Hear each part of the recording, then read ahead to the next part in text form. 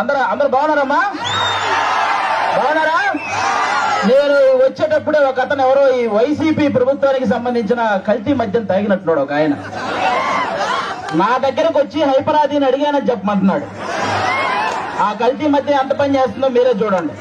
ఇంకొక అతనైతే switch off అయిన ఫోన్ తీసుకొచ్చి నన్నే సెల్ఫీ అడుగుతున్నాడు.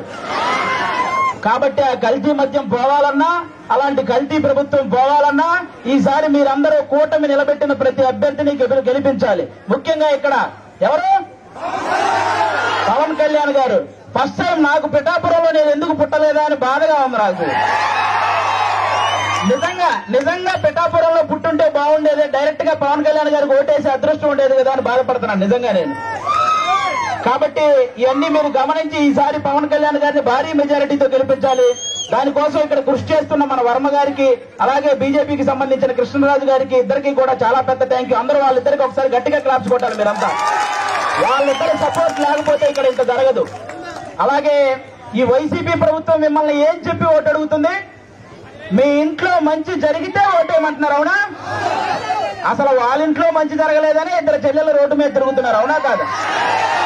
మరి వాళ్ళ ఇంట్లోనే మంచి జరగనప్పుడు మీ ఇంట్లో మంచి ఎలా చేస్తారు అది ఒకటి మీరు గమనించాలి, అవునా? ఇంకోటి ఏమంటున్నారు? మేము పొద్దున బటన్ నొక్కితే ఆడవాళ్ళ అకౌంట్ లో 10,000 రూపాయలు పడుతున్నాయి అంటారు, అవునా? మరి సాయంత్రం మోతిప్పితే మగవాళ్ళ అకౌంట్ లో 30,000 పోతున్నాయి. మరి వాటి సంగతి ఏంటి? కాబట్టి పొద్దున బటన్ నొక్కుతున్నారు, సాయంత్రం పేక నొక్కుతున్నారు. ఈ రెండు మీరు గమనించి ఓటేయాలి. ఇంకోటి ఏమంటారు ఆయన? ఫ్యాన్ ఇంట్లో ఉండాలి, సైకిల్ బయట ఉండాలి, గ్లాసు సింక్ లో ఉండాలి అన్నారు, అవునా? కానీ ఫ్యాన్ ఎంతలో ఉండాలి? 4లోనో 5లోనో ఉండాలి, అవునా కాదా? మీరే తెలియక లాస్ట్ టైం 151లో పెట్టారు, అందుకే కరెంటు బిల్లులు ఎక్కువైనాయి.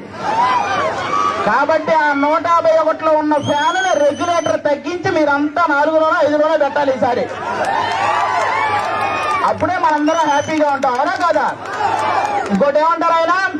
మేము సింగిల్ గా వస్తున్నాం, మీరంతా కలిసి వస్తున్నారు అంటున్నారు, అవునా? మన ఇంట్లో ఒక దొంగ పడితే ఏం చేస్తామమ్మా మనం? ఒక 3-4 కలిసి తరిమి కొడతామా లేదా?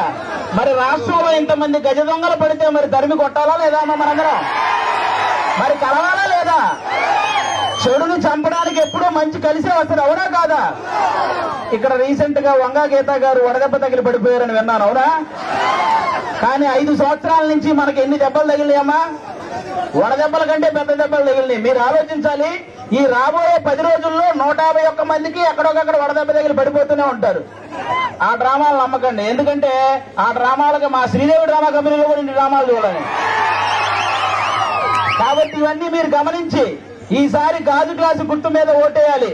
వన్స్ బూత్ లోకి వెళ్ళిన తర్వాత 2 గాజు గ్లాసు మీద గుర్తుంటే ఫ్యాన్ ఎగిరిపోవాలి, అవునా? ఇది గుర్తు పెట్టుకుని అందరూ ఓటేయాలని కోరుకుంటున్నాం. జై జనసేన.